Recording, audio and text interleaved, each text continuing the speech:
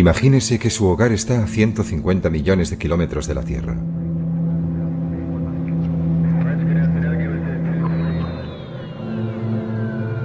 Se han establecido los primeros asentamientos humanos en otros lugares del sistema solar.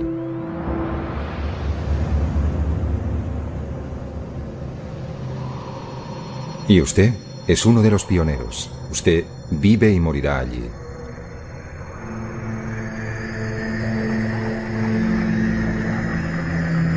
Bienvenido al futuro fuera de nuestro planeta madre.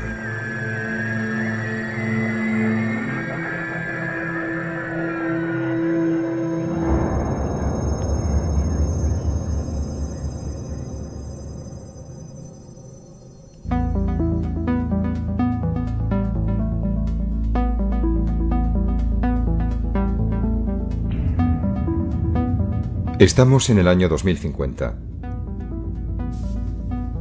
La Luna está ya muy poblada por seres humanos, viviendo bajo su superficie y en cráteres cubiertos con una cúpula que permite vivir y respirar.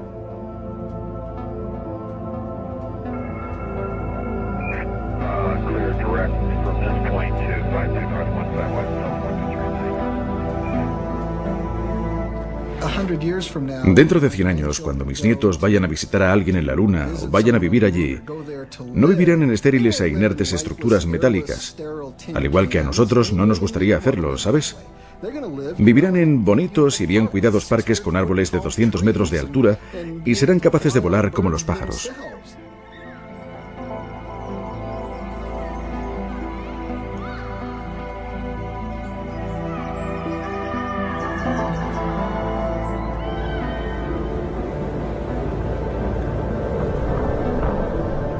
La vida importada de la Tierra está comenzando a arraigar en un planeta donde no ha llovido desde hace casi 4.000 millones de años.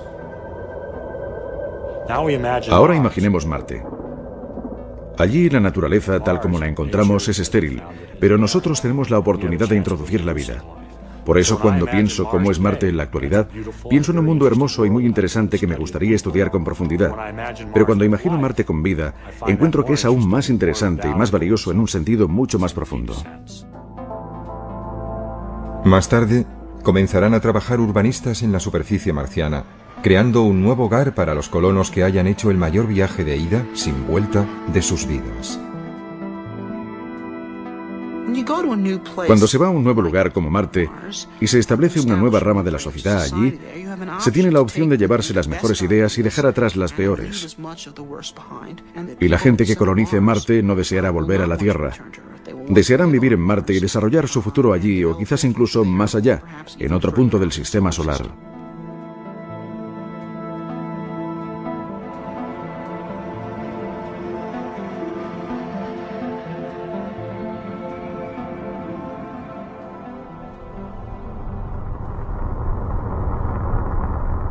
A finales del verano del año 1976, dos sondas idénticas llamadas Viking se posaron sobre Marte. Remitieron a la Tierra imágenes detalladas de la superficie de otro planeta por primera vez en la historia. Aunque no encontraron las huellas de vida que habían ido a buscar, la misión Viking completó con éxito diversos experimentos sobre el suelo y el aire marcianos. Fue todo un triunfo científico. Sin embargo, Christopher McKay es un biólogo de la NASA que cree que la ciencia espacial es tan solo una manera de prepararse para algo mucho más importante. Se habla a menudo sobre la explotación del espacio como si su único objetivo fuera científico. Desde ese punto de vista, ciertamente enviar naves tripuladas no es un proyecto rentable. Podemos conseguir mejores datos científicos con robots y sondas automáticas. Pero creo que eso sería errar el tiro. ¿Para qué estamos haciendo ciencia? ¿Por qué estamos explorando científicamente el espacio? Bueno, yo creo que forma parte de una actividad humana mucho más amplia, de un proyecto humano mucho más ambicioso de tratar de anticiparse a los futuros asentamientos humanos fuera de nuestro mundo. Marte es el planeta más cercano y donde será más fácil poder dar nuestro primer paso colonizador. No estamos enviando seres humanos a Marte para hacer ciencia. Estamos enviando seres humanos a Marte. Una de las muchas cosas que harán cuando estén allí será ciencia, pero también escribirán poesía, y gritarán y se enfadarán y harán todo lo que hacen los seres humanos.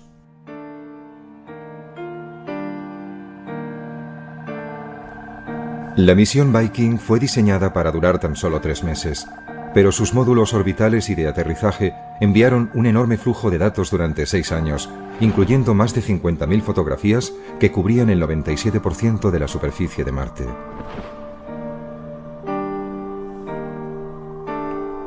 McKay cree que incluso para trabajos científicos, robots como los Viking no deben sustituir a las misiones humanas. La gente habla de enviar robots para explorar otros planetas y no de la necesidad de enviar seres humanos. Pero yo encuentro eso totalmente carente de interés. Lo comparo quizá con ir a París, pero en vez realmente de ir a París uno mismo, simplemente enviamos una cámara fotográfica para que tome imágenes. Y cuando la cámara regresa, revelamos las fotos, las miramos, pensamos, bien, fue estupendo, he estado en París.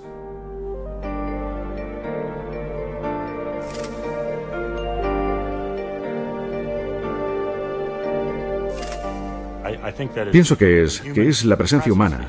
La experiencia humana es parte de la motivación para ir, y los seres humanos desearán ir a estos otros mundos.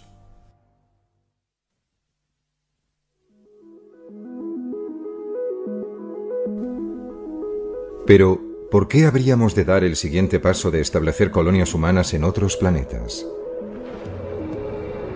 Robert Zubrin es un ingeniero espacial que ha ideado una manera de enviar a los primeros seres humanos a Marte. Pero no desea pararse allí. Para él, Marte es en el siglo XXI la nueva frontera, un lugar que aguarda ser habitado por colonos llegados desde la Tierra. La frontera en la Tierra está cerrada. Pienso que a menos que la humanidad quiera llegar a una era de estancamiento, tenemos que estar dispuestos a alcanzar una nueva frontera. Y la nueva frontera está ahí fuera, en el espacio, y particularmente en Marte. Pero colonizar Marte es fundamentalmente un acto de creación. Lo que haremos es crear una nueva rama de la civilización humana, una nueva rama de la cultura humana. Es decir, no estamos haciendo esto por nosotros, lo estamos haciendo por ellos, lo estamos haciendo por los marcianos. ¿Es todo esto posible? Gran parte de la tecnología para llevarlo a cabo ya fue desarrollada en un corto periodo de casi 10 años, que empezó a finales de la década de los pasados años 50, con animales puestos en órbita en misiles balísticos. Este chimpancé iba a regresar sano y salvo, pero en ese momento poco o nada se sabía sobre si los seres humanos podrían sobrevivir en el espacio.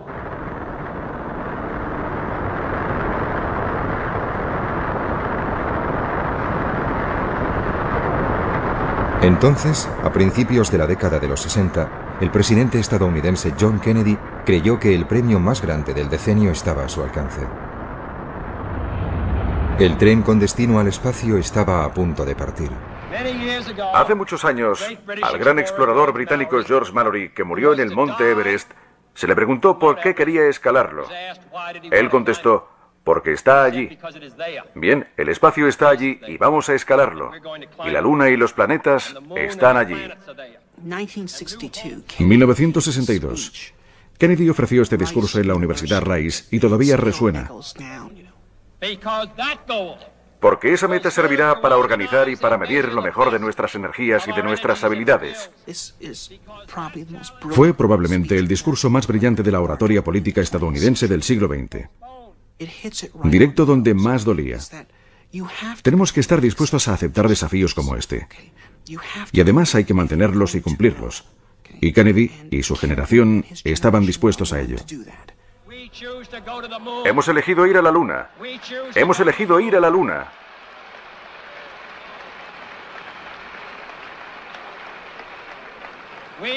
Hemos elegido ir a la Luna en esta década y hacer otras cosas.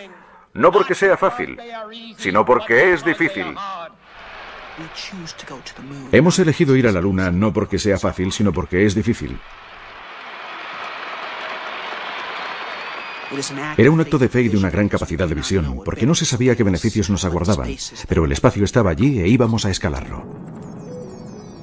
El programa espacial fue uno de los puntos culminantes del optimismo del siglo XX, una embriagadora mezcla de tecnología punta y osadía humana que hizo que todo pareciera posible.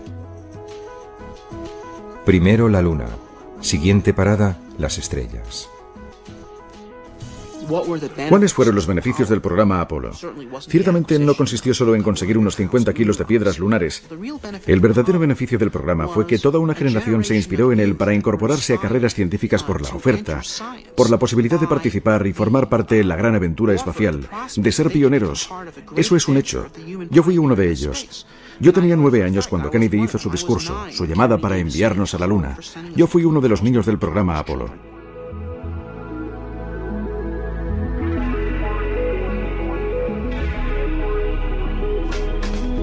La ambición humana se embarcó a bordo de los cohetes más potentes jamás construidos. Y otros niños del Apolo hacían volar su imaginación, impulsada por un nuevo futuro en el espacio. Niños como Marshall Savage. Para mí, creo que el momento clave que permitió pensar en que el hombre podría viajar por el espacio se produjo con el primer sobrevuelo orbital alrededor de la Luna. Eso me impresionó, en cierto modo, incluso más que el aterrizaje en la Luna, porque representaba la idea de que aquellos astronautas habían sido los primeros hombres en salir al espacio exterior. Habían abandonado la Tierra. No era un simple vuelo en órbita. Estaban allí, en el espacio profundo. ¡Feliz cumpleaños, mamá!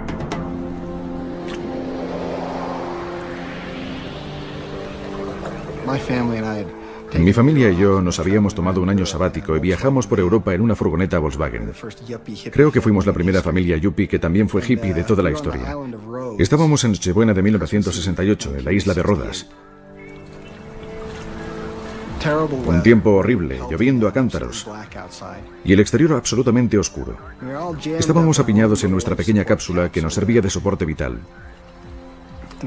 Y escuchando la radio oímos a estos individuos, estos hombres, los primeros astronautas verdaderos, y su voz parecía proceder de ultratumba, de las profundidades del espacio. Yo no fui educado en un entorno religioso, pero cuando empezaron a leer el libro del Génesis, y allí estábamos escuchando a esos muchachos en Nochebuena desde el espacio exterior por primera vez. Dios en el principio creó el cielo y la tierra. La tierra no tenía forma y estaba vacía. Las tinieblas cubrían el abismo y el Espíritu de Dios se desplazaba sobre las aguas. Y dijo Dios, que se haga la luz. Me conmovió, y algo en mi interior me dijo que así era el futuro. Y no solamente el futuro de la humanidad, sino mi futuro personal. Estos individuos me estaban hablando a mí. Y desde el equipo del Apolo 8 cerramos con unas buenas noches, buena suerte, feliz Navidad. Y que Dios bendiga a todos vosotros, a todos los que estáis en la buena tierra.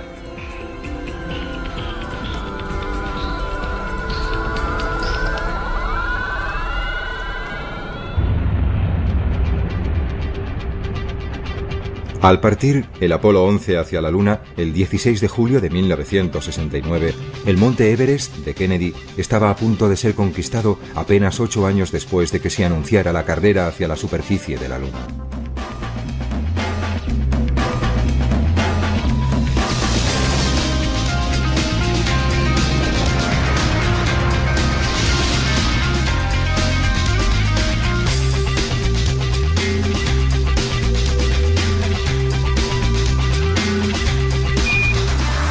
Houston, aquí la base de la tranquilidad.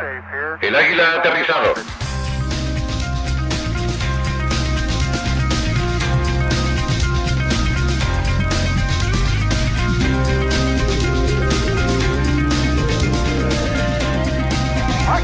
¡Cielos! Esta vez ha sido rápido. ¡Wow! Lo siento, Charlie. ¡Hermoso! Debo mantenerme atento al volante. Paseando por la luna un día, en el feliz, feliz mes de diciembre. No, mayo. ¿Mayo? Mayo, es verdad. De nuevo a bordo. Allá vamos. ¡Qué paseo, qué paseo! Al dejar la Luna, los astronautas del Apolo 17, el 14 de diciembre de 1972, el ímpetu para transportar personas hacia el resto del sistema solar se perdió. Desde entonces nadie ha escapado de la órbita de la Tierra.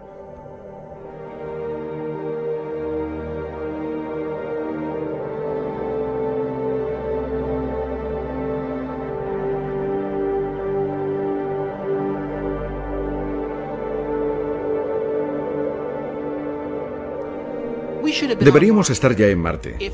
Si hubiéramos continuado el programa espacial en la misma línea que el programa Apolo de finales de los 60, hubiéramos llegado a Marte en 1981.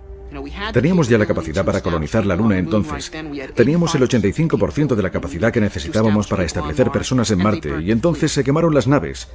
Es como si Colón hubiera vuelto al Nuevo Mundo habiendo hecho el descubrimiento y Fernando e Isabel le dijeran, bueno, ¿y qué? ¡Quemad las naves!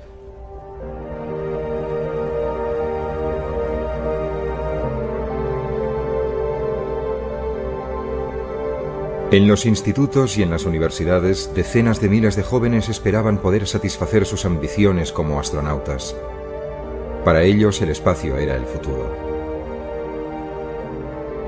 Hacia el final de su adolescencia, Marshall Savage se convenció de que se enrolaría en la próxima y más peligrosa aventura: ir más allá de la Luna. Básicamente solo quería ir a Marte. No me importaba si era el primero o el 50º o el número 5000. Solo deseaba ir a Marte. Parecía una ambición noble y alcanzable en esa época. Iba a haber una estación espacial permanente para 100 hombres en órbita, una colonia permanente en la Luna y hombres en Marte a principios de la década de 1980, lo que se ajustaba de maravilla a mi agenda. Pero bueno, la historia tomó un rumbo totalmente distinto. Todo el programa espacial a partir del Apolo fue cancelado y no íbamos a ir a ningún sitio.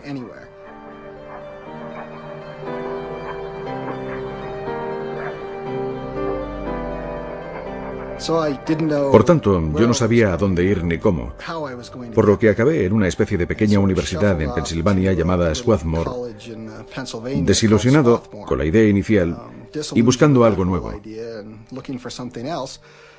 Pero mira por dónde, quien apareció por esa universidad para dar una conferencia en el departamento de astronomía fue un antiguo alumno llamado Gerard K. O'Neill. Y este empezó su presentación con diapositivas de colonias espaciales del tamaño de ciudades. Y eso, por supuesto, volvió a encender mi mecha. Si nos situamos en la época, quizás a principios de la década de los 90, pudimos ver los primeros hábitats esféricos de tamaño mediano, de varios centenares de metros de diámetro, y con una circunferencia que podía medir perfectamente alrededor de 1,5 kilómetros. Y comparativamente, no muy diferente de cualquier lugar que la humanidad haya considerado tradicionalmente como muy atractivo, como la isla de Capri o la ciudad de Carmel en California, o los barrios más agradables de Londres, o sea el que sea su lugar favorito.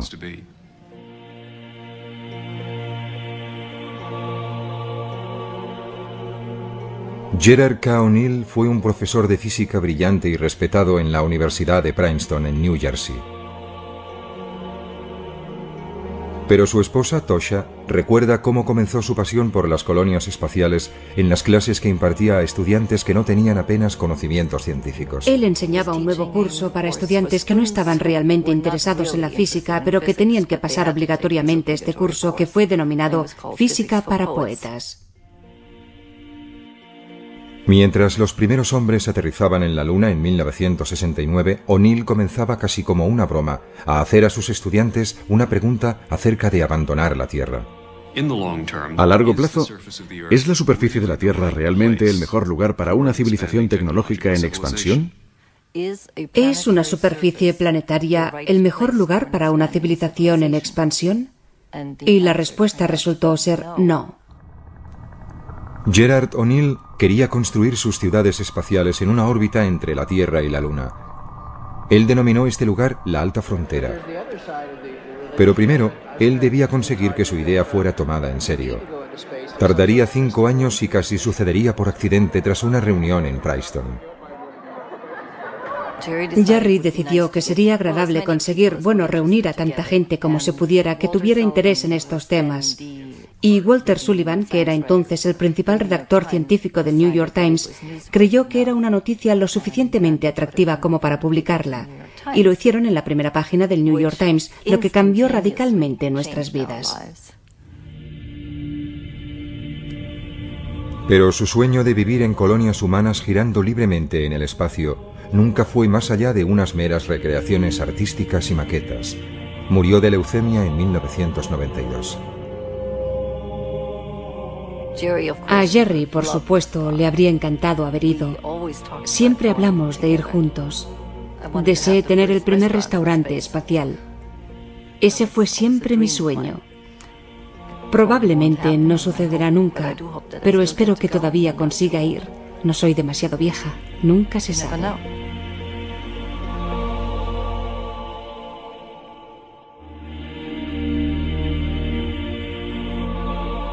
30 años después de que O'Neill propusiera por primera vez las colonias espaciales en órbita, emergió una nueva idea, la de la terraformación, o modelar los planetas hasta que puedan llegar a albergar seres humanos. Marshall Savage cree que nuestro deseo de colonizar otros mundos y de hacerlos similares al nuestro está inculcado en la psique humana. Los seres humanos están programados con una necesidad y amor profundo hacia la belleza natural y el esplendor del planeta Tierra. Sus árboles, sus flores, sus cascadas, sus pájaros, sus mariposas. Estas son las cosas que realmente nos conmueven. Y también es lo que caracterizará la experiencia humana de la colonización espacial de aquí en adelante. Y lo que asombrará a la gente, creo, es cuán natural y similar a la Tierra como un paraíso será esa forma de vida.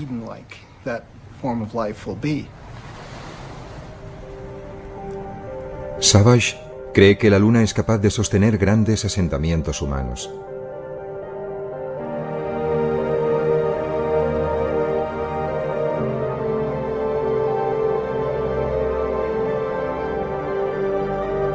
Pero ¿cómo creamos un mundo similar a la Tierra para que viva la gente en un lugar tan estéril y sin atmósfera como es la Luna? Una manera es transformar los cráteres en biosferas, islas autónomas de vida.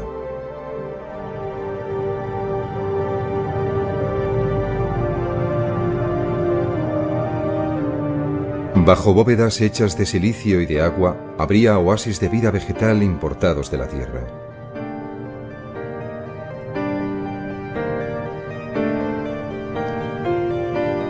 Las personas que vivan en la gravedad de la Luna soportarían solo una sexta parte de su peso en la Tierra.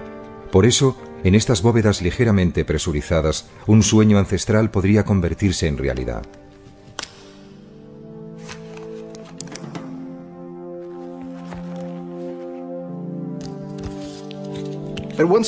Con una sexta parte de la gravedad, un ser humano puede volar con su propio impulso. Al ponerse y ajustarse unas alas de seda, se podría despegar desde la rama de cualquiera de esos gigantescos árboles. Incluso se podrían utilizar nuestras propias alas y, aleteando nuestros propios brazos, propulsarnos realmente a través del aire como enormes pájaros.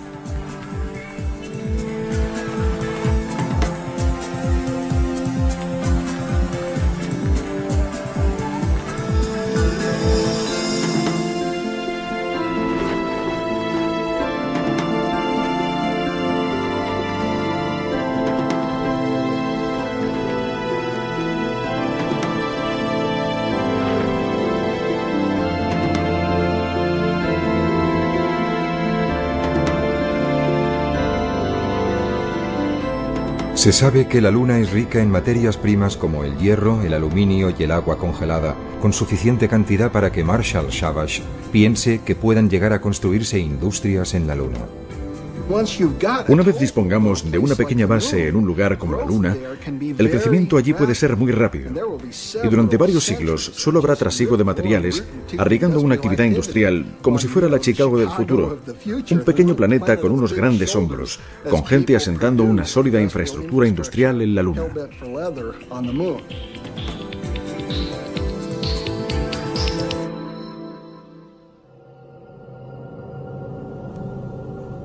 Más allá de la Luna, el primer candidato para ser colonizado es Marte, pero es un mundo complicado. La temperatura global media es inferior a los 25 grados centígrados bajo cero. Y en los polos cubiertos de hielo puede caer hasta por debajo de 90 grados bajo cero. Pero hay pruebas de que Marte fue alguna vez un planeta húmedo y más cálido, no muy distinto de la Tierra. Las cicatrices de su superficie sugieren que alguna vez fue surcada por ríos y mares. ¿A dónde fue a parar el agua entonces? Un poco de ella se halla aprisionada en los dos casquetes polares, pero también pudiera ser que existiera atrapada bajo su superficie. Marte tiene también otros ingredientes que harían posible una terraformación, y no solo en el interior de algunas cúpulas, sino en el planeta entero. Marte tiene todos los recursos necesarios para albergar la vida en su superficie. De alguna manera, hay carbono, dióxido de carbono, agua. Ahora está congelada, pero ya idearemos cómo derretirla. Hay nitrógeno, luz solar. Todos los recursos precisos para sustentar la vida están disponibles, y quizá incluso para hacer un planeta independiente económicamente. Y el desafío siguiente es calentar el planeta y hacer que estos elementos pasen de su estado congelado actual en la superficie a la atmósfera de nuevo. Y hemos aprendido cómo hacerlo eso en la Tierra. Estamos lanzando a la atmósfera gases que provocan el efecto invernadero de manera miles de veces más efectiva que el dióxido de carbono y que crean un manto alrededor de la Tierra que la mantiene caliente. Ahora en la Tierra eso quizás no es una buena idea, pero en Marte es justo lo que necesitamos para calentar ese mundo, para derretir su hielo y para lanzar todos esos elementos de nuevo a la atmósfera. Para fabricar estos gases se necesita carbono, hidrógeno, cloro y flúor. Todos estos elementos pueden estar disponibles en Marte. Podrían ser extraídos desde la superficie de Marte, puestos en sus debidas proporciones en fábricas robotizadas y después ser bombeados a través de chimeneas en enormes cantidades. Pondrían en marcha un efecto invernadero autoalimentado. Los casquetes polares se derretirían y la superficie de Marte sería transformada en algo que se parecería mucho a la Tierra. Aparecerían grandes océanos y lagos, y la atmósfera comenzaría a espesarse y a cambiar. La temperatura media en la superficie de Marte se elevaría desde 25 grados bajo cero a algunos grados por encima del punto de congelación.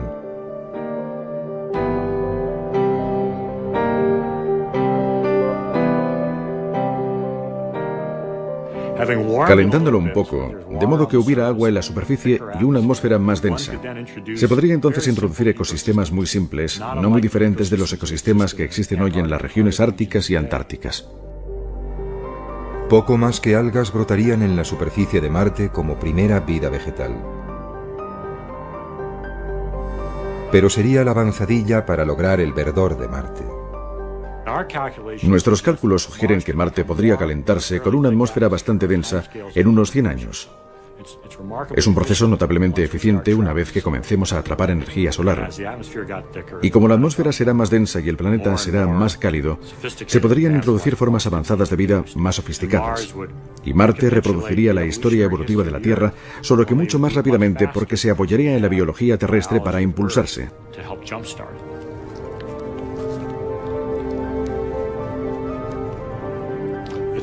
Es posible que si Marte fuese lo bastante cálido, quizá dentro de 100 años o algo así, podrían desarrollarse verdaderos bosques.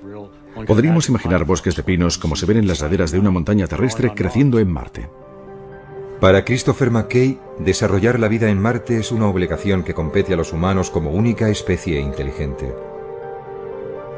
Pienso que debe haber vida en forma microbiana y simple en cualquier planeta que tenga agua líquida o que sea remotamente similar a la Tierra. Pienso que la vida es un hecho común. Sobre la inteligencia, pienso que es un tema más complejo. De hecho, creo que la inteligencia es rara, escasa. Quizá incluso única en la Tierra. Pienso que sería un error no utilizar nuestra inteligencia y que actuáramos como cualquier animal. Debemos decir, ¿cuál es nuestro papel como miembros inteligentes de esta comunidad? ¿Qué podemos hacer para ayudar o mejorar? Y pienso que la respuesta es diseminar la vida, transportándola desde su origen aquí en la Tierra y llevándola a todas partes. Nosotros, como especie inteligente, somos los únicos que podemos hacerlo. Es una tarea digna como especie. Sería como construir pirámides y catedrales. Es algo que podemos hacer como regalo al resto del universo.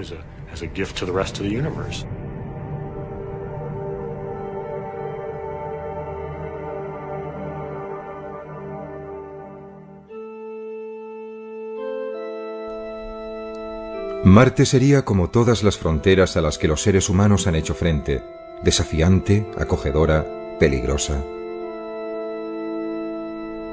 Pero ¿qué es lo que podría motivar a una gran cantidad de personas para emprender un viaje que podría durar un año a un frío y lejano planeta? Una respuesta se puede encontrar entre las reliquias de la historia reciente de los Estados Unidos. En el siglo XIX, una idea arraigó en los Estados Unidos que vio cómo centenares de miles de hombres y mujeres embarcaban en carruajes y trenes hacia el oeste. Y no fue únicamente para buscar fortuna, sino que entendieron que podrían formar parte de algo magnífico, el establecimiento de una nación basada en principios de progreso y libertad, y toda esa gente deseó ser parte de ella.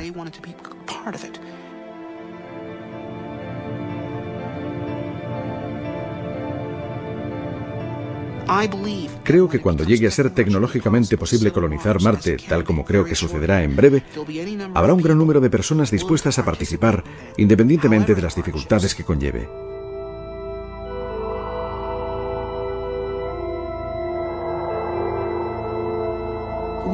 Los Estados Unidos son una nación que fue creada por gente que estaba dispuesta a abrazar el desafío de asumir nuevas fronteras, y si abandonamos esa idea, entonces seremos inferiores a ellos, ¿verdad?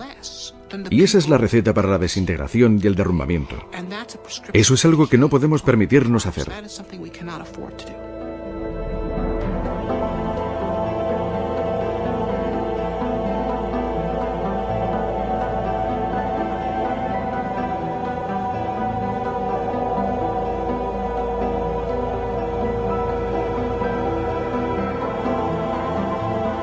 Robert Zubrin ha ideado una manera de transportar a los primeros seres humanos a Marte de forma relativamente barata, conocida como Marte Directo. Es una idea que ha sido bien acogida por la NASA. Utilizaríamos la misma técnica para explorar Marte que la que utilizaron los pioneros en la Tierra, que es viajar ligeros y vivir de la propia Tierra. Primer lanzamiento. Enviaríamos a Marte un vehículo con capacidad de regresar a la Tierra, pero sin nadie en su interior. Tras 8 meses de viaje, llegaría a Marte.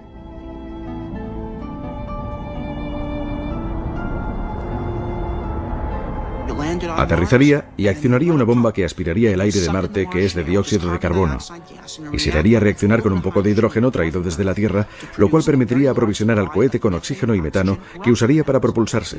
Así tendríamos ahora un vehículo completamente aprovisionado de combustible para volver a la Tierra, esperándonos en la superficie de Marte.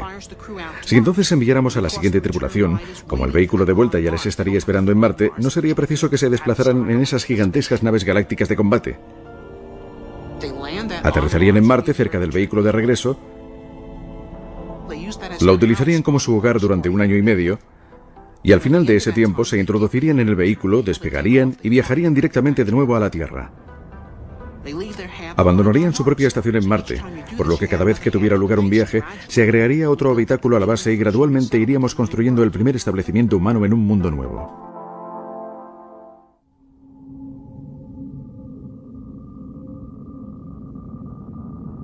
La enorme distancia a Marte impide que los suministros puedan ser transportados regularmente desde la Tierra. Por eso, los primeros colonos deberán excavar para extraer materiales de construcción, almacenar agua, fabricar oxígeno y hacer crecer su alimento directamente de Marte. Pero pronto dominarían las técnicas para vivir de la Tierra.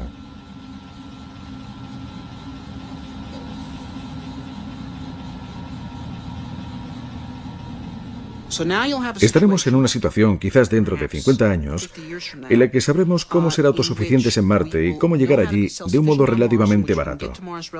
Y en ese punto creo que comenzará la inmigración a gran escala.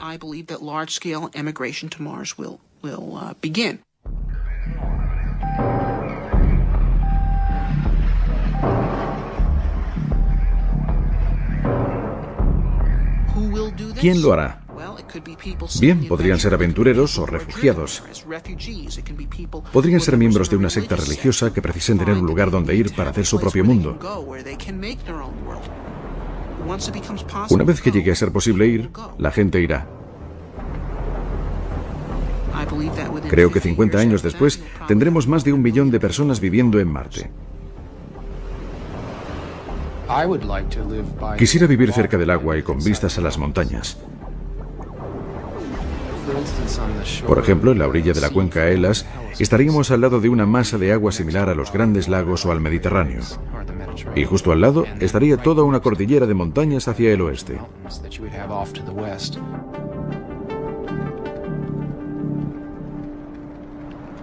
Desde su hogar, situado en el norte de California, el escritor de ciencia ficción Kim Stanley Robinson imaginó cómo sería la vida en un Marte terraformado. Pero la inspiración para sus novelas procede de las imágenes emitidas por la sonda Viking de unas tierras desoladas y áridas. Me interesó de Marte su aspecto salvaje. Estoy interesado en pasar tiempo en las montañas por encima del arbolado y en los desiertos del oeste americano. Por eso, cuando llegaron los primeros datos de las Viking, lo que mostraron es un Marte con un paisaje espectacular. Y estas características despertaron mi interés y pensé que sería un gran lugar para ir de acampada con mi mochila. Viking reveló que Marte era como el sueño de un turista. El Valle Marineris es un abismo de 4.000 kilómetros de largo y hasta 8 kilómetros de profundidad, 200 kilómetros de ancho y más de 10 veces mayor que el Gran Cañón del Colorado. El Olympus Mons es un volcán extinto que se eleva 25 kilómetros sobre los llanos circundantes. Es casi 3 veces más alto que el monte Everest.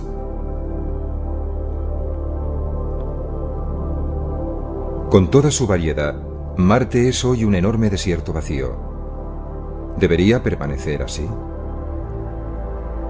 Robinson prevé una batalla entre los defensores de un Marte rojo sin tocar y aquellos que prefieren un Marte verde y vivo.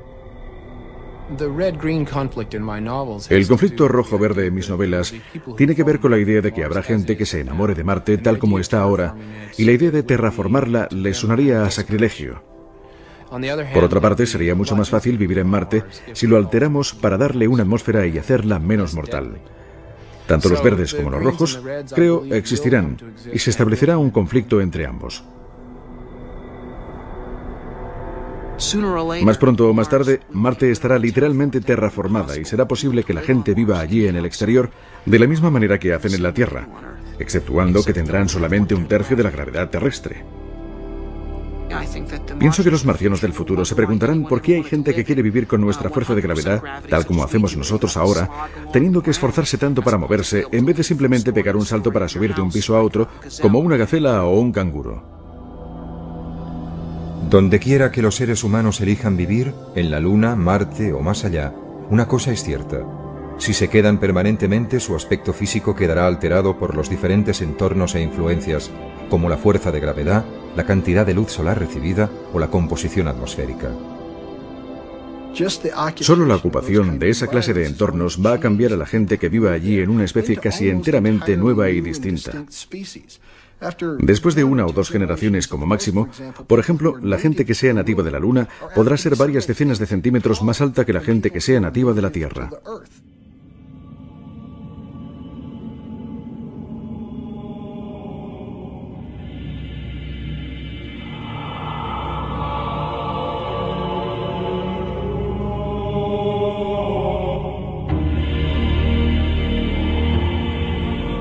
Si no les importa sufrir la considerable molestia de mantener la infraestructura esquelética y muscular que se necesita para soportar la gravedad terrestre y básicamente decir, bueno, vivo en la Luna.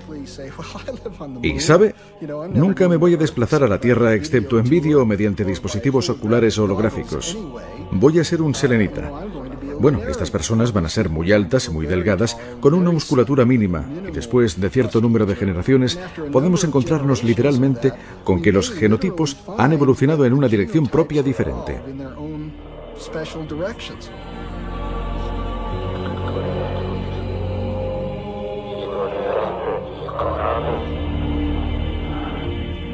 Predecir qué sucederá tras 10 o 20 generaciones está más allá de la ciencia. Tendríamos que tener una gran imaginación incluso para elucubrar el aspecto de los colonos más remotos y aislados. En última instancia, a donde vamos con todo esto es al verdadero universo de Star Trek. Probablemente se haya dado cuenta de que en Star Trek vuelan por toda la galaxia y se encuentran con todo tipo de alienígenas, pero todos tienen básicamente 2 brazos y 2 piernas, y quizá unos cuernecillos en su frente. Bien, pienso que en algunos miles o millones de años eso será una realidad, pero la razón es porque todas esas especies habrán tenido su raíz original en la Tierra. Y entonces, en función de su medio ambiente familiar, seguirán una línea genética totalmente distinta de cualquier otra, todos con un origen común, pero de aspecto tan distinto como los vulcanianos y klingons.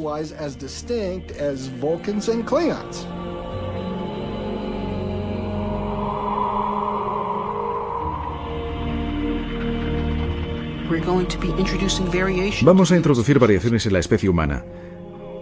La Tierra se ha quedado muy pequeña para mantener la diversidad de la cultura humana. En la naturaleza, la diversidad es la llave de la supervivencia de la especie.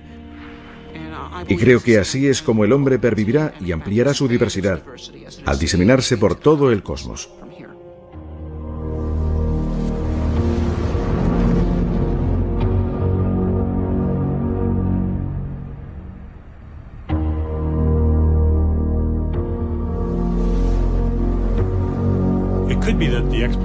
Pudiera ser que la exploración del espacio fuese inevitable. Hablamos de seres humanos y de su curiosidad natural para explorar, pero esta podría ser una característica más fundamental de la vida en sí misma.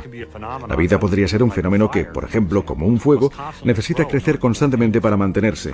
Tiene que arder constantemente para que se mantenga. La vida puede ser así también. Puede ser que necesite estar constantemente en expansión y en crecimiento hacia nuevas fronteras para permanecer viva como un sistema global.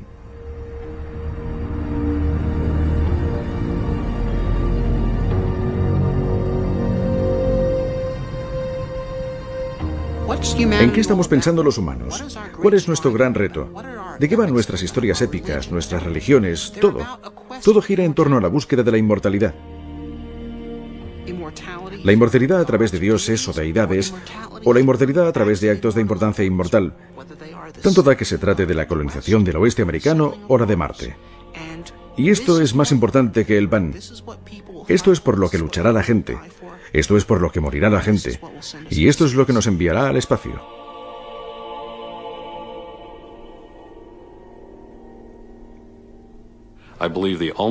Creo que la única manera de salir al espacio es haciendo el espacio rentable.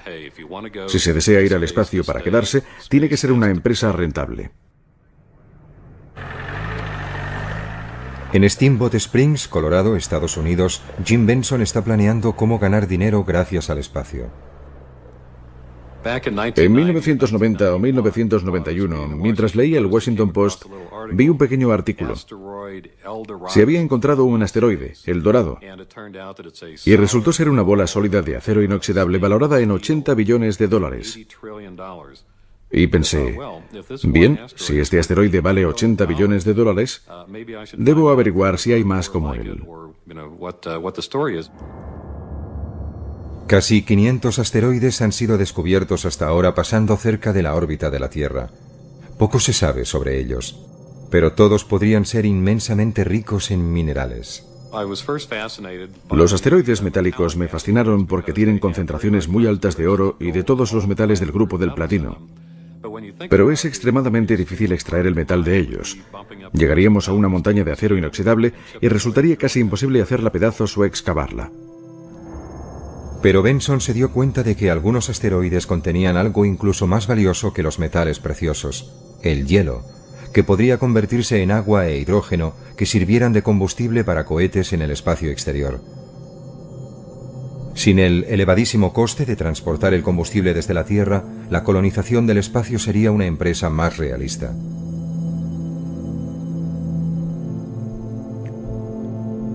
Así, Benson montó una empresa para construir una pequeña sonda diseñada para ir a inspeccionar si había hielo en los asteroides. Él quería algo que fuera seguro y barato. Uno de los aspectos clave de nuestra sonda que inspeccionará asteroides es que no estamos haciendo nada nuevo. Toda la tecnología que estamos utilizando se ha utilizado antes. Es tecnología de penúltima generación. Esto resulta más atractivo para el inversor porque podemos hacerlo más barato.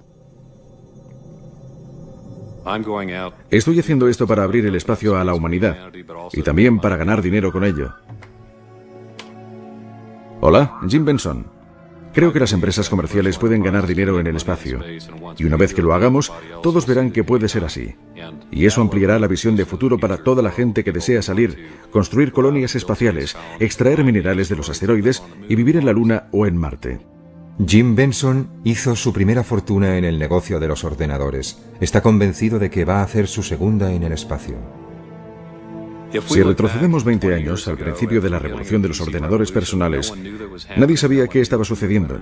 Nadie sabía quiénes serían los ganadores o los perdedores. Pero hoy tenemos muchísimos millonarios gracias a ellos. Estamos ahora en el mismo punto con la comercialización del espacio. Cualquier cosa puede suceder, y gran parte de ellas sucederán.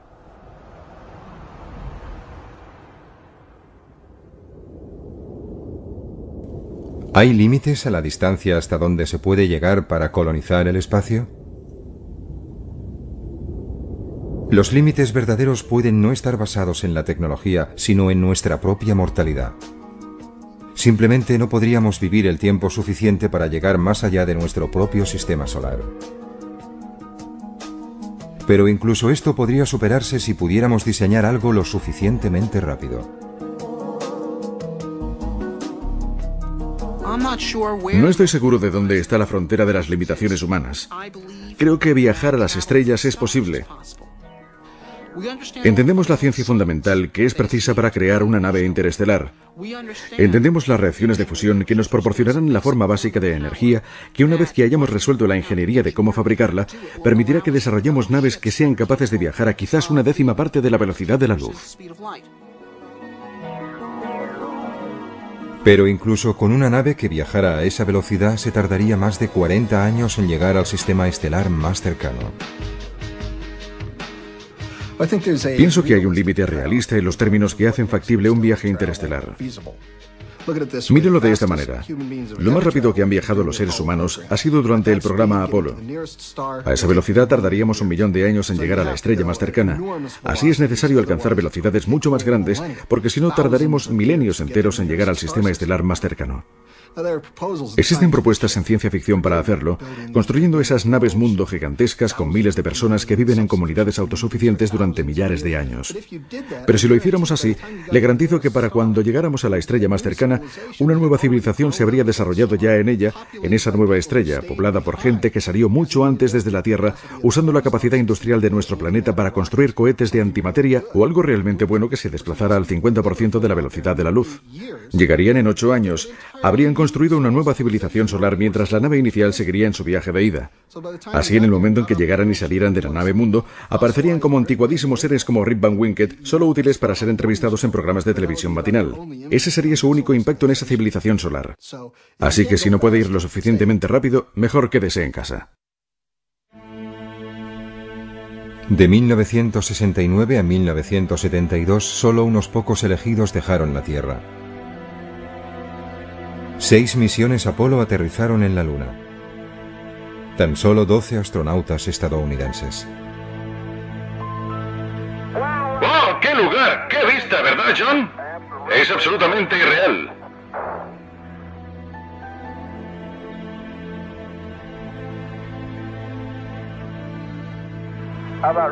¿Qué tal si la hacemos rodar?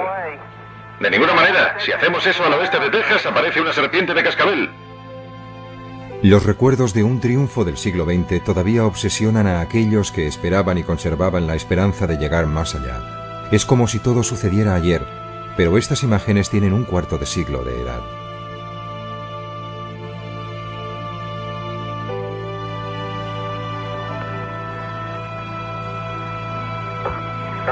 No, papá lo pegará.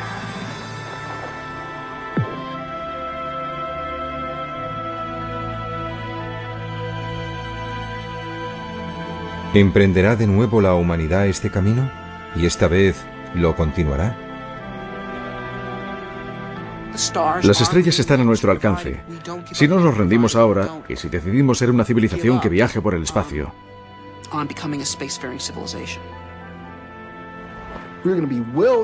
vamos a estar bien atrincherados en el medio ambiente estelar.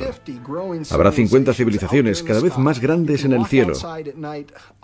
Caminaremos por la noche en la Tierra y miraremos hacia arriba y nombraremos lugares físicos, la verdadera geografía del cielo nocturno de las estrellas que están habitadas y la clase de gente que vive allí. Y eso va a suceder en apenas la cantidad de tiempo que nos separa de las ondas Viking.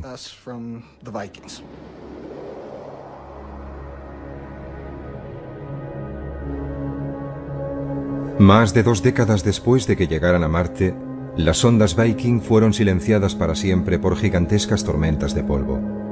Si no tiene lugar la colonización humana del espacio, las sondas Viking se convertirán en solitarios monumentos conmemorativos de un sueño fracasado.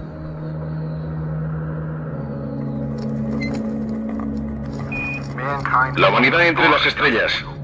Esto es para lo que hemos nacido y allí es hacia donde nos dirigimos. De acuerdo, Bob. Tengo mis herramientas justo aquí. Sal aquí y mándame un saludo. Tenemos una vista hermosa de ese 4BN y de la Tierra a la vez. Intentaré conseguir una foto para ti. Esta transmisión está llegando desde aproximadamente medio camino entre la Luna y la Tierra. Nos queda poco menos de 40 horas para llegar a la Luna. Así es, ahí lo tienes. Un vasto y solitario tipo de existencia prohibida para la expansión de la nada. La felicidad son trocitos de tocino para desayunar. ¡No te los comas todos! Houston, la belleza de este lugar es absolutamente increíble. Te comento, no puedo ver el fondo de esto y estoy tan cerca del borde como me es posible. Y esa es la verdad. ¡Naranja! Sí que lo es. Puedo verlo desde aquí, es naranja. Nos han dicho que hay un Papá Noel.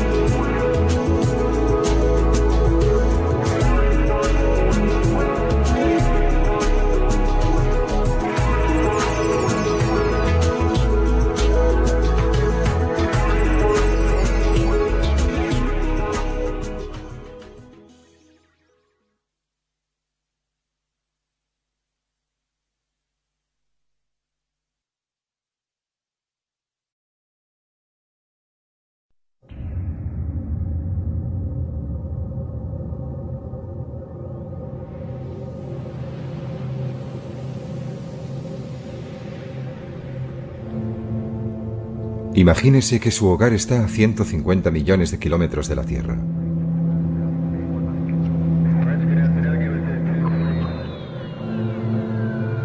Se han establecido los primeros asentamientos humanos en otros lugares del sistema solar.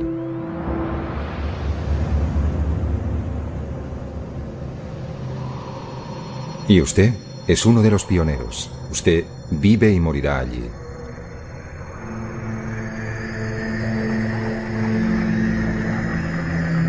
Bienvenido al futuro fuera de nuestro planeta madre.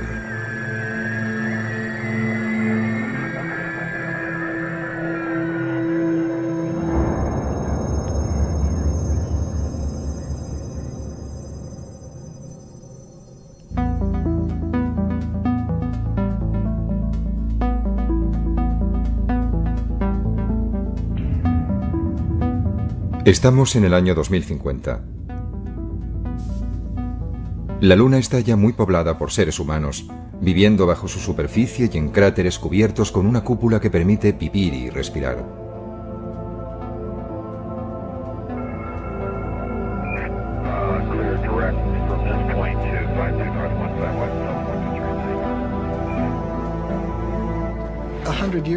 Dentro de 100 años, cuando mis nietos vayan a visitar a alguien en la Luna o vayan a vivir allí, no vivirán en estériles e inertes estructuras metálicas, al igual que a nosotros no nos gustaría hacerlo, ¿sabes? Vivirán en bonitos y bien cuidados parques con árboles de 200 metros de altura y serán capaces de volar como los pájaros.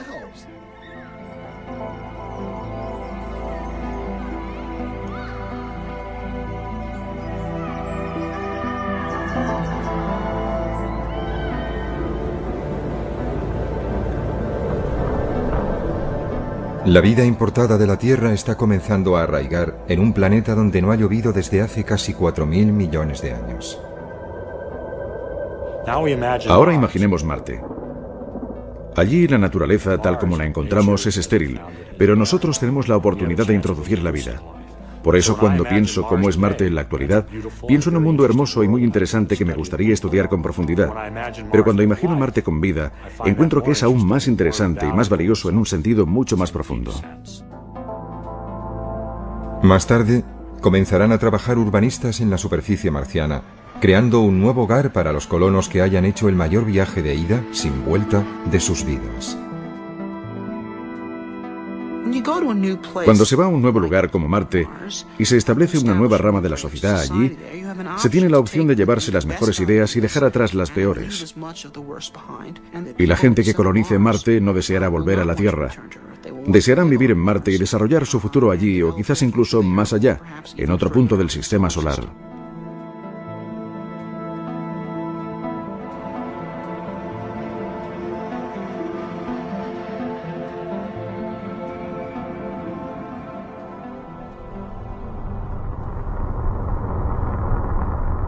A finales del verano del año 1976, dos sondas idénticas llamadas Viking se posaron sobre Marte.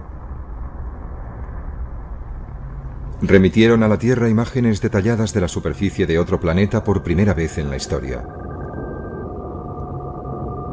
Aunque no encontraron las huellas de vida que habían ido a buscar, la misión Viking completó con éxito diversos experimentos sobre el suelo y el aire marcianos. Fue todo un triunfo científico. Sin embargo, Christopher McKay es un biólogo de la NASA que cree que la ciencia espacial es tan solo una manera de prepararse para algo mucho más importante. Se habla a menudo sobre la explotación del espacio como si su único objetivo fuera científico. Desde ese punto de vista, ciertamente enviar naves tripuladas no es un proyecto rentable. Podemos conseguir mejores datos científicos con robots y sondas automáticas. Pero creo que eso sería errar el tiro. ¿Para qué estamos haciendo ciencia? ¿Por qué estamos explorando científicamente el espacio? Bueno, yo creo que forma parte de una actividad humana mucho más amplia, de un proyecto humano mucho más ambicioso de tratar de anticiparse a los futuros asentamientos humanos fuera de nuestro mundo. Marte es el planeta más cercano y donde será más fácil poder dar nuestro primer paso colonizador. No estamos enviando seres humanos a Marte para hacer ciencia. Estamos enviando seres humanos a Marte. Una de las muchas cosas que harán cuando estén allí será ciencia, pero también escribirán poesía, y gritarán y se enfadarán y harán todo lo que hacen los seres humanos.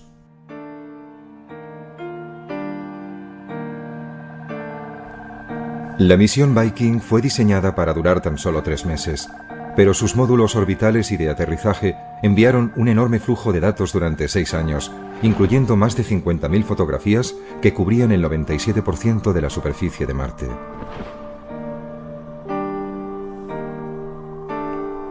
McKay cree que incluso para trabajos científicos, robots como los Viking no deben sustituir a las misiones humanas. La gente habla de enviar robots para explorar otros planetas y no de la necesidad de enviar seres humanos. Pero yo encuentro eso totalmente carente de interés. Lo comparo quizá con ir a París, pero en vez realmente de ir a París uno mismo, simplemente enviamos una cámara fotográfica para que tome imágenes. Y cuando la cámara regresa, revelamos las fotos, las miramos, pensamos, bien, fue estupendo, he estado en París.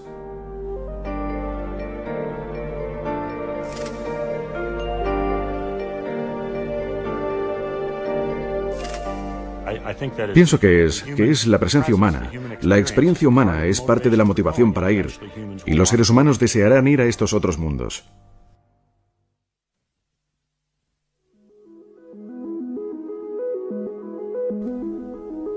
Pero, ¿por qué habríamos de dar el siguiente paso de establecer colonias humanas en otros planetas? Robert Zubrin es un ingeniero espacial que ha ideado una manera de enviar a los primeros seres humanos a Marte. Pero no desea pararse allí. Para él, Marte es en el siglo XXI la nueva frontera, un lugar que aguarda ser habitado por colonos llegados desde la Tierra. La frontera en la Tierra está cerrada. Pienso que a menos que la humanidad quiera llegar a una era de estancamiento, tenemos que estar dispuestos a alcanzar una nueva frontera.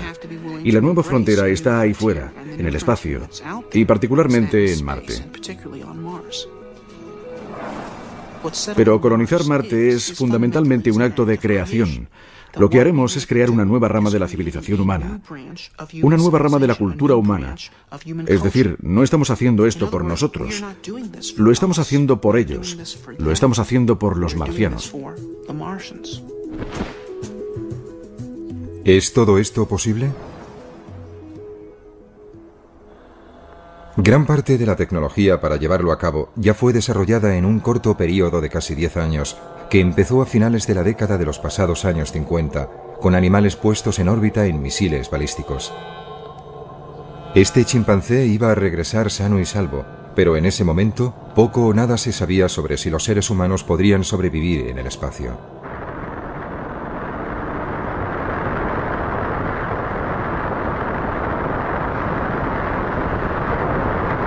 Entonces, a principios de la década de los 60, el presidente estadounidense John Kennedy creyó que el premio más grande del decenio estaba a su alcance.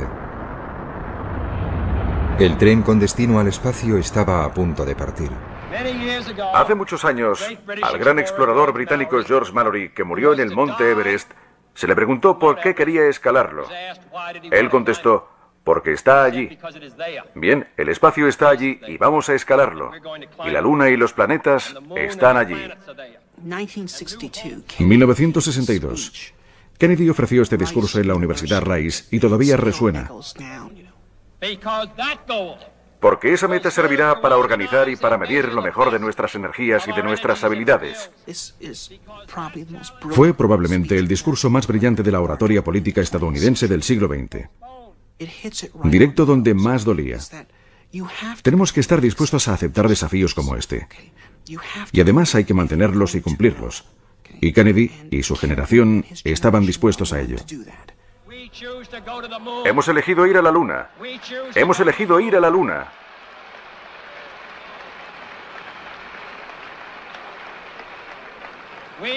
Hemos elegido ir a la Luna en esta década y hacer otras cosas. No porque sea fácil, sino porque es difícil. Hemos elegido ir a la Luna no porque sea fácil, sino porque es difícil. Era un acto de fe y de una gran capacidad de visión, porque no se sabía qué beneficios nos aguardaban, pero el espacio estaba allí e íbamos a escalarlo. El programa espacial fue uno de los puntos culminantes del optimismo del siglo XX, una embriagadora mezcla de tecnología punta y osadía humana que hizo que todo pareciera posible. Primero la Luna, siguiente parada, las estrellas.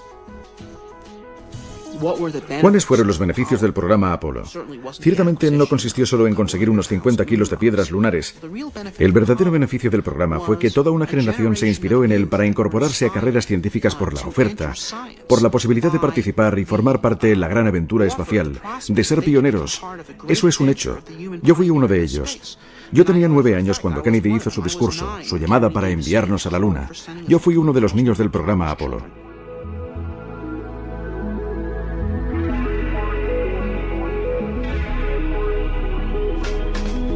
La ambición humana se embarcó a bordo de los cohetes más potentes jamás construidos. Y otros niños del Apolo hacían volar su imaginación, impulsada por un nuevo futuro en el espacio. Niños como Marshall Savage. Para mí, creo que el momento clave que permitió pensar en que el hombre podría viajar por el espacio se produjo con el primer sobrevuelo orbital alrededor de la Luna. Eso me impresionó, en cierto modo, incluso más que el aterrizaje en la Luna, porque representaba la idea de que aquellos astronautas habían sido los primeros hombres en salir al espacio exterior. Habían abandonado la Tierra. No era un simple vuelo en órbita. Estaban allí, en el espacio profundo. ¡Feliz cumpleaños, mamá!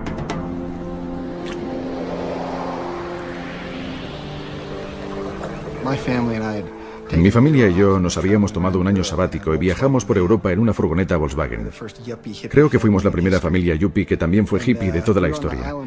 Estábamos en Nochebuena de 1968, en la isla de Rodas. Un tiempo horrible, lloviendo a cántaros, y el exterior absolutamente oscuro. Estábamos apiñados en nuestra pequeña cápsula que nos servía de soporte vital. Y escuchando la radio oímos a estos individuos, estos hombres, los primeros astronautas verdaderos, y su voz parecía proceder de ultratumba, de las profundidades del espacio. Yo no fui educado en un entorno religioso, pero cuando empezaron a leer el libro del Génesis, y allí estábamos escuchando a esos muchachos en Nochebuena desde el espacio exterior por primera vez. Dios en el principio creó el cielo y la tierra. La tierra no tenía forma y estaba vacía. Las tinieblas cubrían el abismo y el Espíritu de Dios se desplazaba sobre las aguas. Y dijo Dios, que se haga la luz. Me conmovió, y algo en mi interior me dijo que así era el futuro. Y no solamente el futuro de la humanidad, sino mi futuro personal. Estos individuos me estaban hablando a mí. Y desde el equipo del Apolo 8 cerramos con unas buenas noches, buena suerte, feliz Navidad. Y que Dios bendiga a todos vosotros, a todos los que estáis en la buena tierra.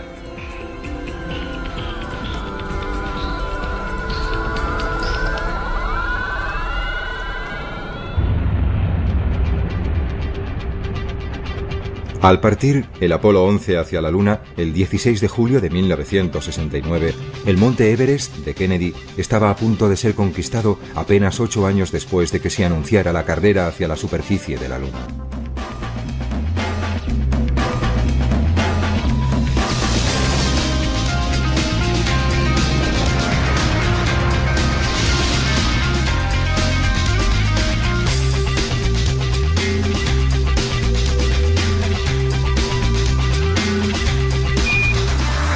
Houston, aquí la base de la tranquilidad.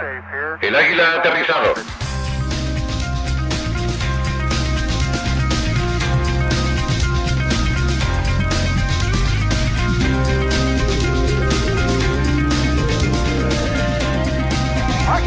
¡Cielos! Esta vez ha sido rápido. ¡Wow! Lo siento, Charlie. Hermoso. Debo mantenerme atento al volante. Paseando por la luna un día, en el feliz, feliz mes de diciembre. No, mayo. ¿Mayo? Mayo, es verdad. De nuevo a bordo. Allá vamos. ¡Qué paseo, qué paseo! Al dejar la Luna, los astronautas del Apolo 17, el 14 de diciembre de 1972, el ímpetu para transportar personas hacia el resto del sistema solar se perdió. Desde entonces nadie ha escapado de la órbita de la Tierra.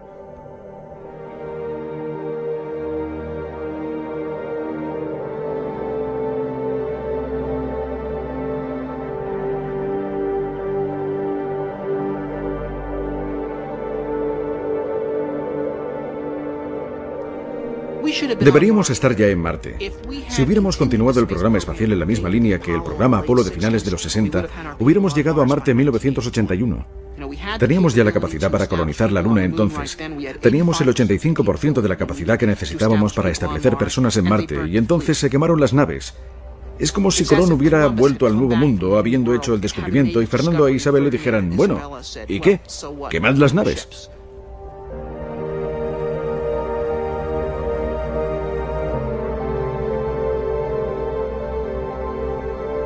En los institutos y en las universidades, decenas de miles de jóvenes esperaban poder satisfacer sus ambiciones como astronautas.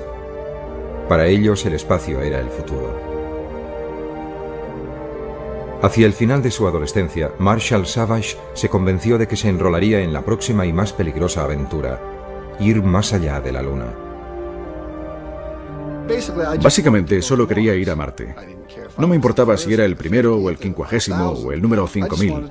Solo deseaba ir a Marte. Parecía una ambición noble y alcanzable en esa época. Iba a haber una estación espacial permanente para 100 hombres en órbita, una colonia permanente en la Luna y hombres en Marte a principios de la década de 1980, lo que se ajustaba de maravilla a mi agenda. Pero bueno, la historia tomó un rumbo totalmente distinto. Todo el programa espacial a partir del Apolo fue cancelado y no íbamos a ir a ningún sitio.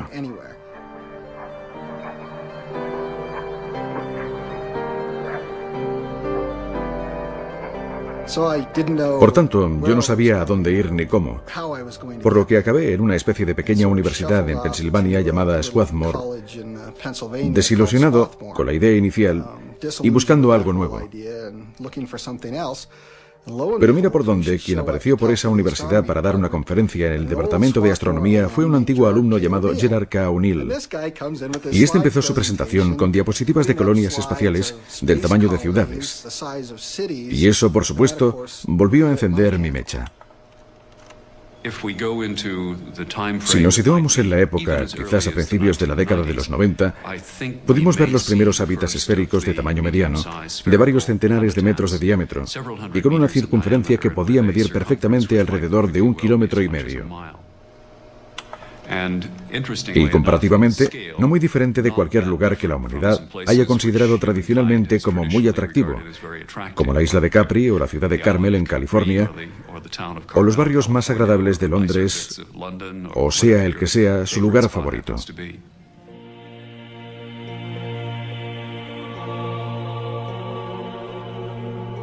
Gerard K. O'Neill fue un profesor de física brillante y respetado en la Universidad de Princeton en New Jersey. Pero su esposa, Tosha, recuerda cómo comenzó su pasión por las colonias espaciales en las clases que impartía a estudiantes que no tenían apenas conocimientos científicos. Él enseñaba un nuevo curso para estudiantes que no estaban realmente interesados en la física, pero que tenían que pasar obligatoriamente este curso, que fue denominado Física para Poetas. Mientras los primeros hombres aterrizaban en la Luna en 1969, O'Neill comenzaba casi como una broma a hacer a sus estudiantes una pregunta acerca de abandonar la Tierra. A largo plazo, ¿es la superficie de la Tierra realmente el mejor lugar para una civilización tecnológica en expansión? ¿Es una superficie planetaria el mejor lugar para una civilización en expansión? Y la respuesta resultó ser no. Gerard O'Neill quería construir sus ciudades espaciales en una órbita entre la Tierra y la Luna. Él denominó este lugar la Alta Frontera. Pero primero, él debía conseguir que su idea fuera tomada en serio. Tardaría 5 años y casi sucedería por accidente tras una reunión en Princeton.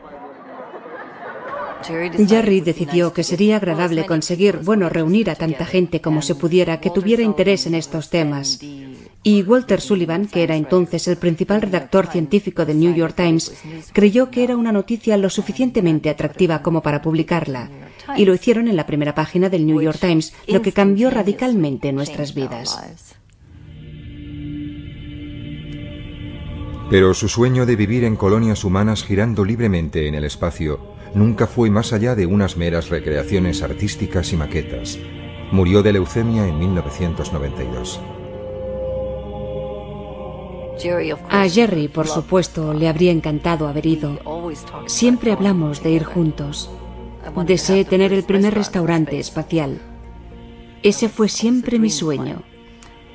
Probablemente no sucederá nunca, pero espero que todavía consiga ir. No soy demasiado vieja, nunca se sabe.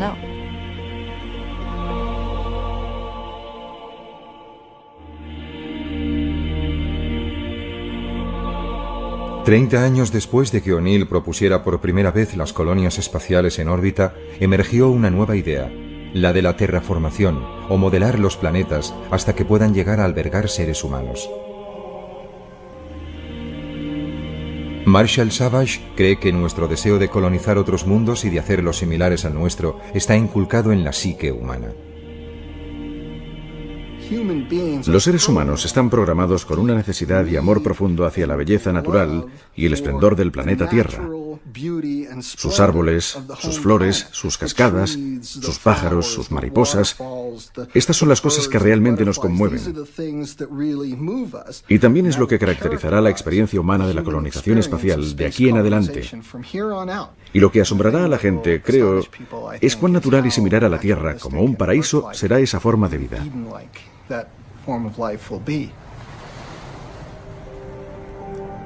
Savage cree que la Luna es capaz de sostener grandes asentamientos humanos.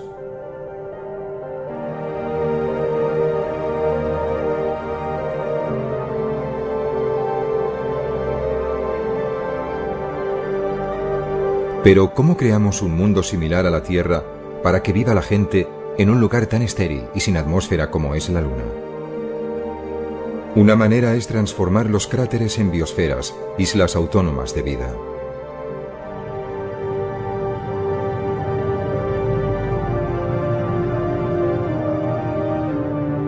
Bajo bóvedas hechas de silicio y de agua, habría oasis de vida vegetal importados de la Tierra.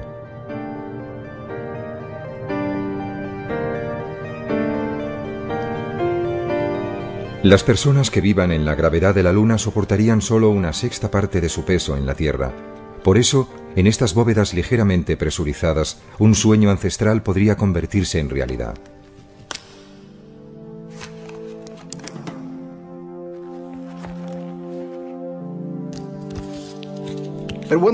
Con una sexta parte de la gravedad, un ser humano puede volar con su propio impulso. Al ponerse y ajustarse unas alas de seda, se podría despegar desde la rama de cualquiera de esos gigantescos árboles. Incluso se podrían utilizar nuestras propias alas y, aleteando nuestros propios brazos, propulsarnos realmente a través del aire como enormes pájaros.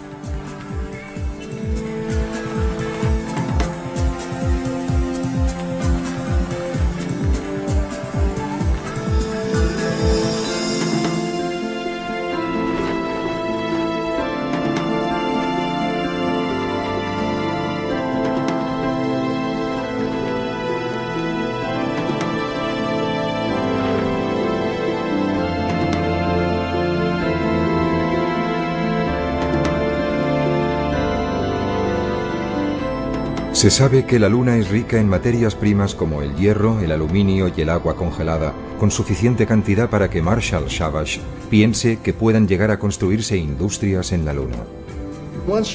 Una vez dispongamos de una pequeña base en un lugar como la Luna, el crecimiento allí puede ser muy rápido. Y durante varios siglos solo habrá trasiego de materiales, arriesgando una actividad industrial como si fuera la Chicago del futuro. Un pequeño planeta con unos grandes hombros, con gente asentando una sólida infraestructura industrial en la Luna.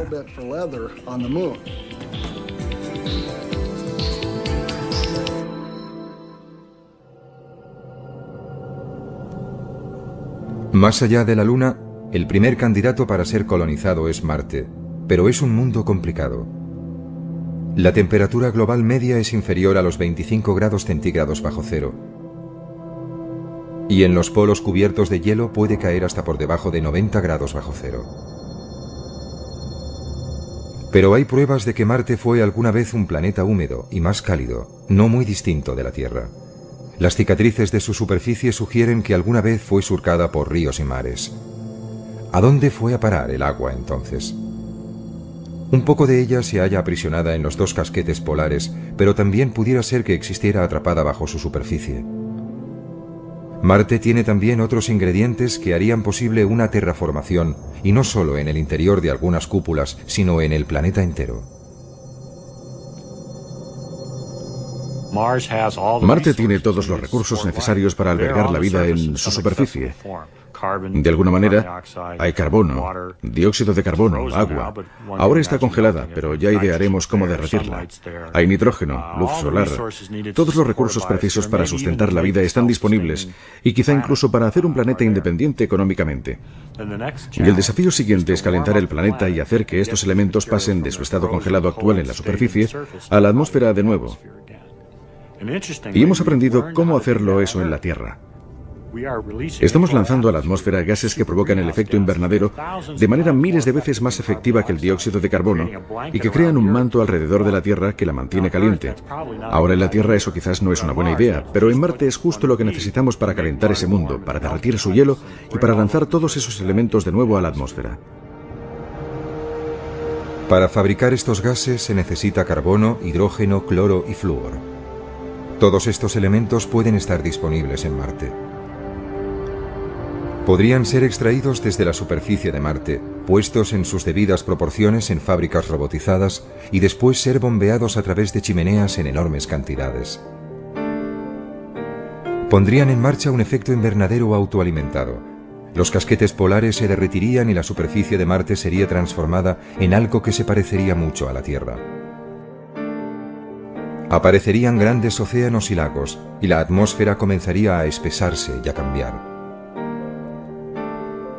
La temperatura media en la superficie de Marte se elevaría desde 25 grados bajo cero a algunos grados por encima del punto de congelación.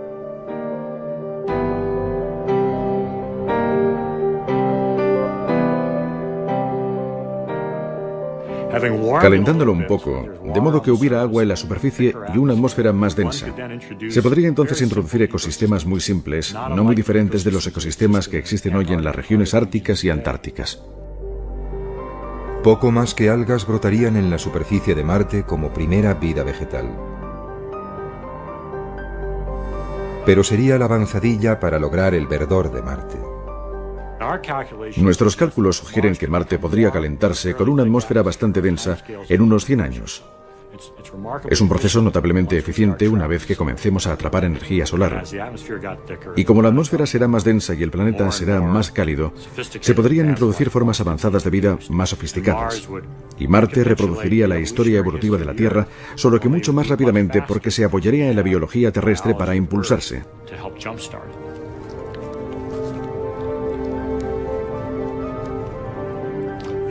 Es posible que si Marte fuese lo bastante cálido, quizá dentro de 100 años o algo así, podrían desarrollarse verdaderos bosques. Podríamos imaginar bosques de pinos como se ven en las laderas de una montaña terrestre creciendo en Marte. Para Christopher McKay, desarrollar la vida en Marte es una obligación que compete a los humanos como única especie inteligente. Pienso que debe haber vida en forma microbiana y simple en cualquier planeta que tenga agua líquida o que sea remotamente similar a la Tierra. Pienso que la vida es un hecho común. Sobre la inteligencia, pienso que es un tema más complejo. De hecho, creo que la inteligencia es rara, escasa, quizá incluso única en la Tierra. Pienso que sería un error no utilizar nuestra inteligencia y que actuáramos como cualquier animal. Debemos decir, ¿cuál es nuestro papel como miembros inteligentes de esta comunidad? ¿Qué podemos hacer para ayudar o mejorar? Y pienso que la respuesta es diseminar la vida, transportándola desde su origen aquí en la Tierra y llevándola a todas partes. Nosotros, como especie inteligente, somos los únicos que podemos hacerlo. Es una tarea digna como especie. Sería como construir pirámides y catedrales. Es algo que podemos hacer como regalo al resto del universo.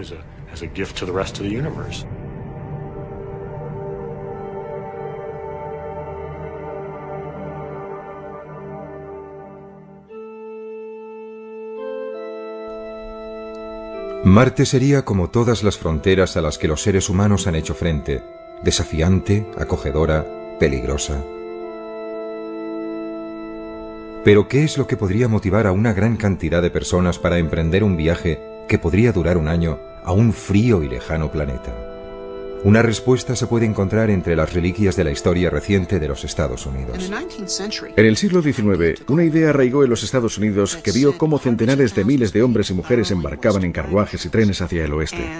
Y no fue únicamente para buscar fortuna, sino que entendieron que podrían formar parte de algo magnífico, el establecimiento de una nación basada en principios de progreso y libertad, y toda esa gente deseó ser parte de ella.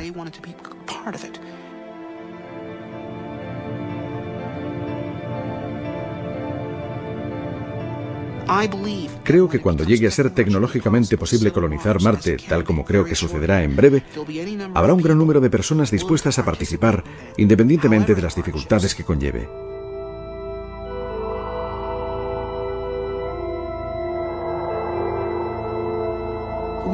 Los Estados Unidos son una nación que fue creada por gente que estaba dispuesta a abrazar el desafío de asumir nuevas fronteras.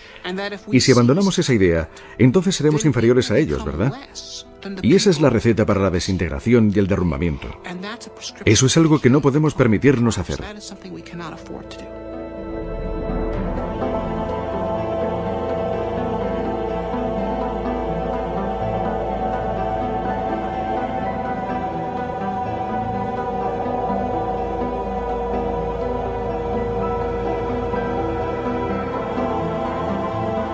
Robert Zubrin ha ideado una manera de transportar a los primeros seres humanos a Marte de forma relativamente barata, conocida como Marte Directo. Es una idea que ha sido bien acogida por la NASA. Utilizaríamos la misma técnica para explorar Marte que la que utilizaron los pioneros en la Tierra, que es viajar ligeros y vivir de la propia Tierra.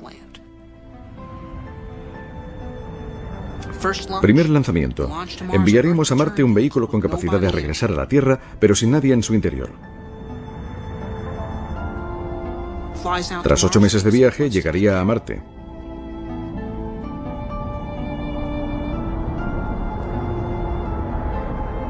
Aterrizaría y accionaría una bomba que aspiraría el aire de Marte, que es de dióxido de carbono, y se le haría reaccionar con un poco de hidrógeno traído desde la Tierra, lo cual permitiría aprovisionar al cohete con oxígeno y metano que usaría para propulsarse.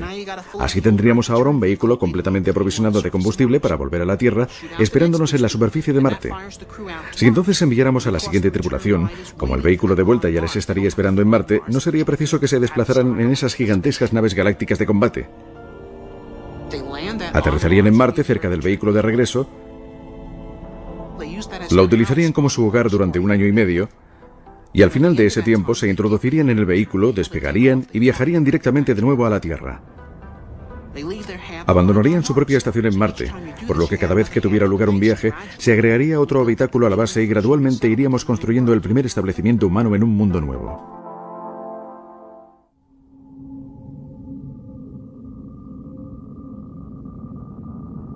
La enorme distancia a Marte impide que los suministros puedan ser transportados regularmente desde la Tierra. Por eso, los primeros colonos deberán excavar para extraer materiales de construcción, almacenar agua, fabricar oxígeno y hacer crecer su alimento directamente de Marte.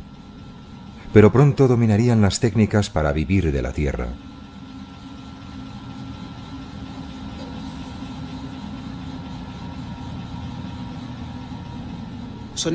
Estaremos en una situación, quizás dentro de 50 años, en la que sabremos cómo ser autosuficientes en Marte y cómo llegar allí de un modo relativamente barato. Y en ese punto creo que comenzará la inmigración a gran escala.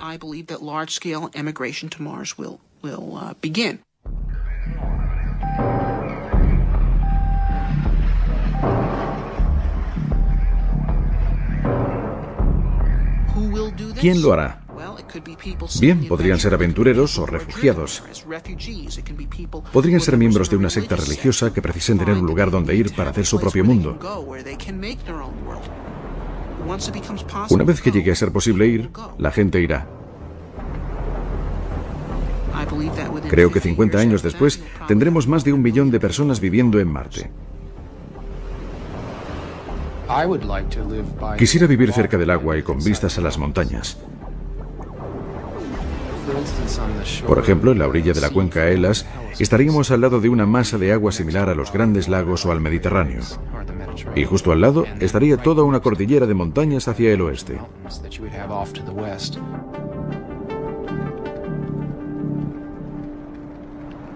Desde su hogar, situado en el norte de California, el escritor de ciencia ficción Kim Stanley Robinson imaginó cómo sería la vida en un Marte terraformado. Pero la inspiración para sus novelas procede de las imágenes emitidas por la sonda Viking de unas tierras desoladas y áridas. Me interesó de Marte su aspecto salvaje. Estoy interesado en pasar tiempo en las montañas por encima del arbolado y en los desiertos del oeste americano. Por eso, cuando llegaran los primeros datos de las Viking, lo que mostraron es un Marte con un paisaje espectacular. Y estas características despertaron mi interés y pensé que sería un gran lugar para ir de acampada con mi mochila. Viking reveló que Marte era como el sueño de un turista. El Valle Marineris es un abismo de 4.000 kilómetros de largo y hasta 8 kilómetros de profundidad, 200 kilómetros de ancho y más de 10 veces mayor que el Gran Cañón del Colorado.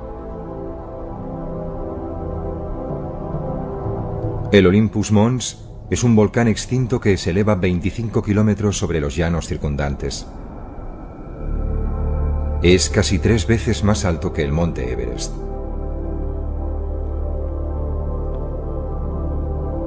Con toda su variedad, Marte es hoy un enorme desierto vacío. ¿Debería permanecer así? Robinson prevé una batalla entre los defensores de un Marte rojo sin tocar y aquellos que prefieren un Marte verde y vivo. El conflicto rojo-verde en mis novelas tiene que ver con la idea de que habrá gente que se enamore de Marte tal como está ahora, y la idea de terraformarla le sonaría a sacrilegio.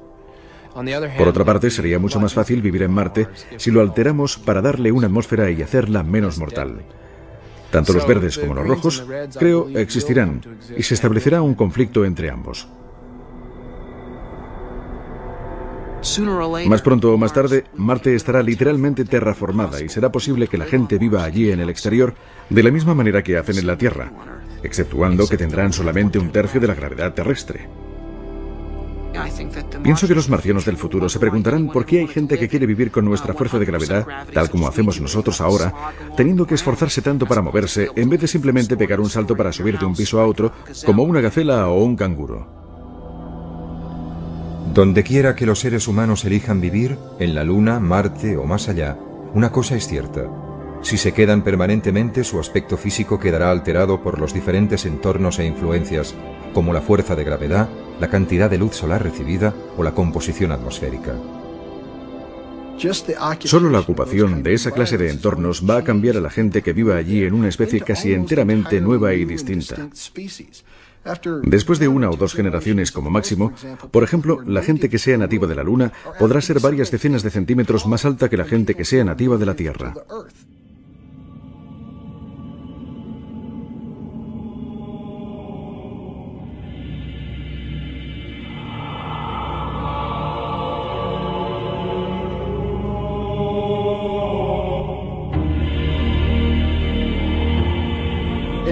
Si no les importa sufrir la considerable molestia de mantener la infraestructura esquelética y muscular que se necesita para soportar la gravedad terrestre y básicamente decir, bueno, vivo en la Luna.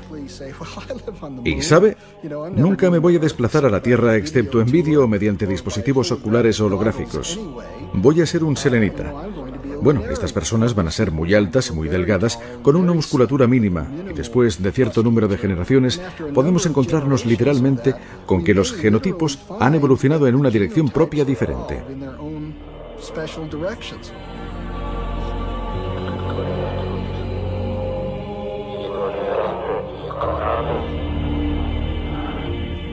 Predecir qué sucederá tras 10 o 20 generaciones está más allá de la ciencia. Tendríamos que tener una gran imaginación incluso para elucubrar el aspecto de los colonos más remotos y aislados. En última instancia, a donde vamos con todo esto es al verdadero universo de Star Trek. Probablemente se haya dado cuenta de que en Star Trek vuelan por toda la galaxia y se encuentran con todo tipo de alienígenas, pero todos tienen básicamente 2 brazos y 2 piernas, y quizá unos cuernecillos en su frente. Bien, pienso que en algunos miles o millones de años eso será una realidad, pero la razón es porque todas esas especies habrán tenido su raíz original en la Tierra. Y entonces, en función de su medio ambiente familiar, seguirán una línea genética totalmente distinta de cualquier otra, todos con un origen común, pero de aspecto tan distinto como los vulcanianos y klingons.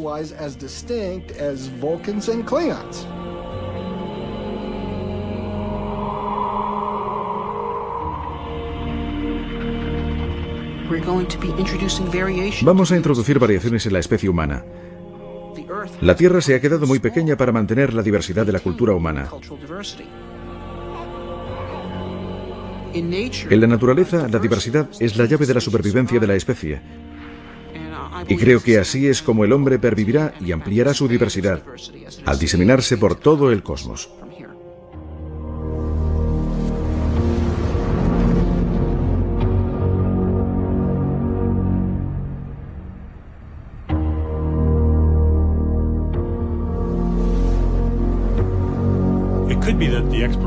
Pudiera ser que la exploración del espacio fuese inevitable.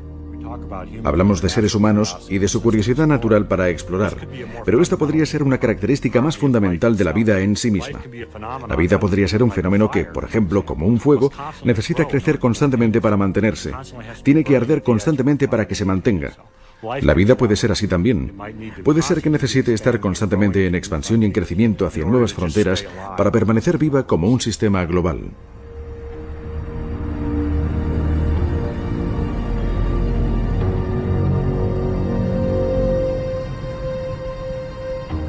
¿En qué estamos pensando los humanos? ¿Cuál es nuestro gran reto?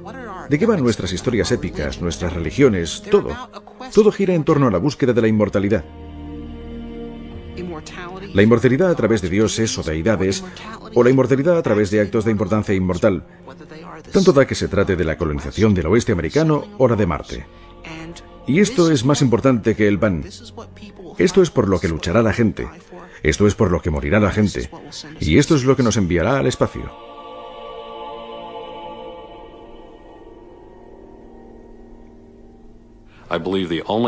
Creo que la única manera de salir al espacio es...